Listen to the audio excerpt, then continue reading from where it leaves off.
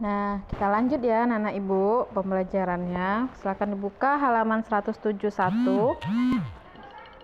Halaman 171 kita akan belajar yaitu mengenal biji dan tunas. Nah, jadi anak-anak ibu, salah satu ciri makhluk hidup adalah berkembang biak. Tumbuhan berkembang biak dengan beberapa cara, yaitu ada dengan biji, tunas, dan sete. Namun, sebagian besar tumbuhan berkembang biak dengan biji. Jadi, biji terdapat di dalam buah. Nah, buah berasal dari bunga. Jadi tumbuhan dewasa yang berbunga akan menghasilkan buah yang berisi biji. Nah, kita lihat dulu pengertian dari biji. Nah, biji adalah sebuah bunga yang menjadi tidak semua bunga akan menjadi buah dan biji. Biji akan terbentuk jika terjadi penyerbukan. Jadi apa itu penyerbukan? Penyerbukan adalah peristiwa jatuhnya serbuk sari di atas kepala putik. Nah, ini ya gambarnya anak-anak ibu. Di situ ada embrio itu adalah calon tumbuhan baru. Terus ketiloden yaitu sumber makanan calon tumbuhan baru. Sedangkan selimut biji atau kulit biji yaitu melindungi biji. Nah, silakan dilihat halaman 171. Nah, dibaca ya teksnya. Nah, biji terdiri dari embrio, ketiloden, dan kulit biji. Embrio adalah calon tumbuhan baru, tuh ada di gambar ya anak ibu. Kotiloden adalah cadangan makanan untuk tumbuhan baru selama masa pertumbuhan. Sedangkan kulit biji yaitu melindungi biji dari kerusakan yang berasal dari luar biji. Nah, selanjutnya tunas. Tunas, silakan, tuh ada gambar tunas kayak gitu ya. Tumbuhan yang baru tumbuh itu dia berasal dari tunas dulu. Jadi tunas adalah tumbuhan baru yang tumbuh di dekat induknya atau di bagian tubuh induknya. Bisa jadi di buku batang induk, ketiak daun, batang kayu yang ditebang dan sebagainya. Jadi tunas tumbuh dari batang yang terdapat di dalam tanah.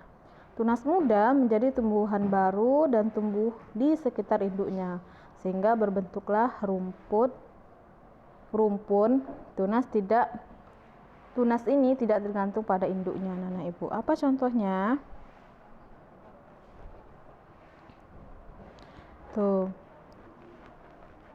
Tumbuhan yang berkembang biak dengan tunas contohnya adalah pisang, bambu, dan tebu.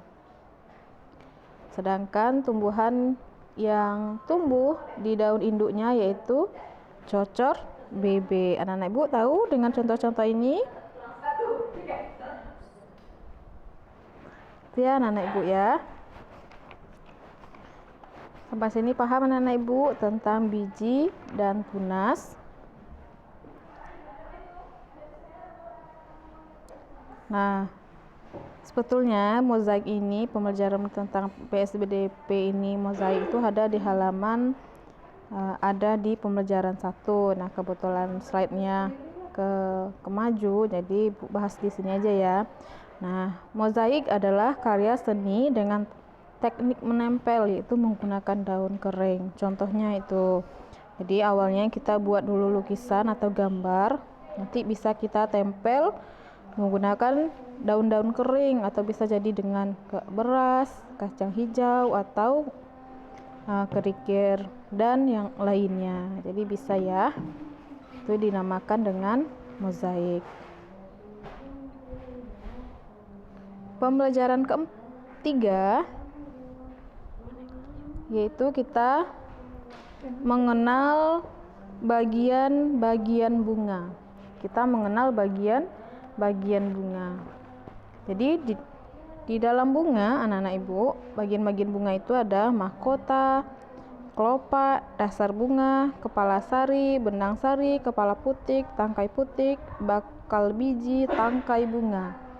Nah, bagian-bagian ini terdiri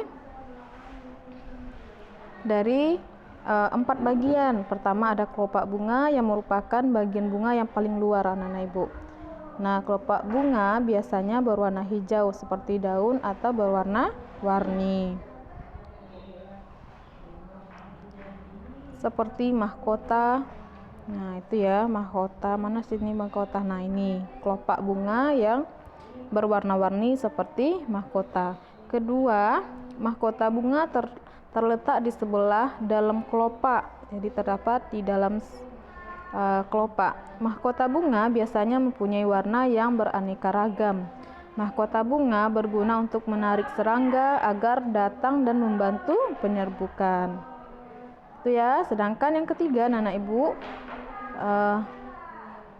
benang sari. Benang sari merupakan alat kelamin jantan yang terdiri dari tangkai sari dan kepala sari.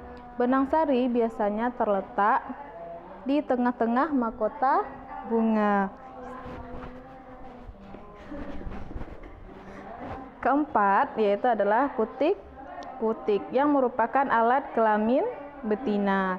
Jadi kalau alat kelamin jantannya itu adalah benang sari. Kalau putik adalah pada bunga yaitu kelamin betina. Nah, pada dasarnya putik terdapat di bagian yang akan menjadi buah dan biji. Itu ya anak ibu ya, bagian-bagian dari bunga. Nah, bunga itu terdiri juga menjadi 2. Terus ada bunga sempurna dan ada bunga yang tidak sempurna. Bunga sempurna atau disebut dengan bunga lengkap yaitu apabila bagian-bagian dari bunga ini ada pada bunga, itu bisa disebut juga bunga sempurna. Sedangkan bunga yang tidak lengkap, apabila salah satu dari bagian-bagian bunga ini tidak ada pada bunga tersebut. Contohnya adalah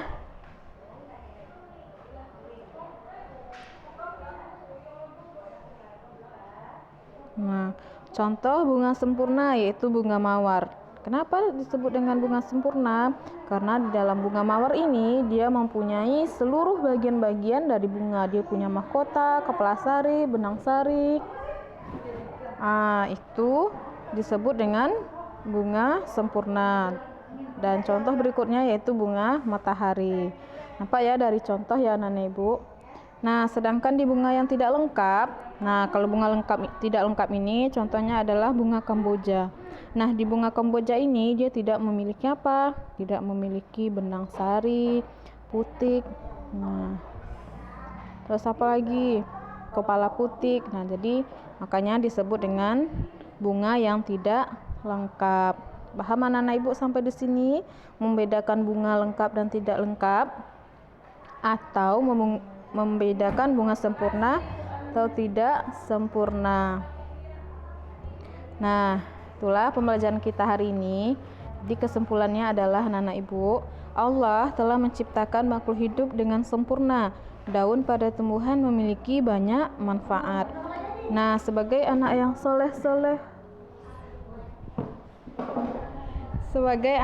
soleh-soleha, kita harus menjaga kelestarian tumbuhan agar keberlangsungan hidup terus berjalan.